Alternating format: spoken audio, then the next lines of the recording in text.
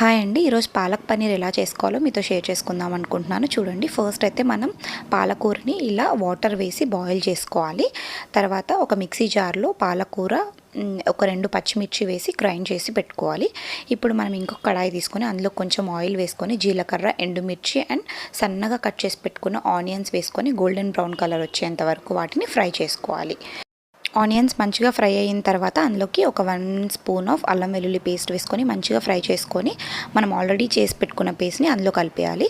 And ఒక spoon of kasuri methi వేసుకున్నాను. కొంచెం పసుపు, ఉప్పు, కారం, ధనియా పౌడర్, వేయించిన జీలకర్ర పొడి ఇవన్నీ వేసుకొని మంచిగా ఫ్రై చేసుకొని కొంచెం బటర్ వేసుకొని ఒక 2 మినిట్స్ మూత పెట్టి ఉడికించుకోవాలి. ఇప్పుడు దీనికి సరిపడా వాటర్ వేసేసుకొని పన్నీర్ క్యూబ్స్ని ఇలా చిన్నగా కట్ చేసుకొని వేసుకున్నట్టయితే మనకు టేస్ట్ బాగుంటుందన్నమాట. పైనుంచి కొంచెం గీ ఇంకా క్రీమ్ వేసుకొని కొంచెం సేపు కుక్ చేసుకొని స్టవ్ ఆఫ్ చేసేసుకుంటే మనకు వేడి వేడి పాలక్ పన్నీర్ రెడీ అయిపోయినట్టే. బాయ్.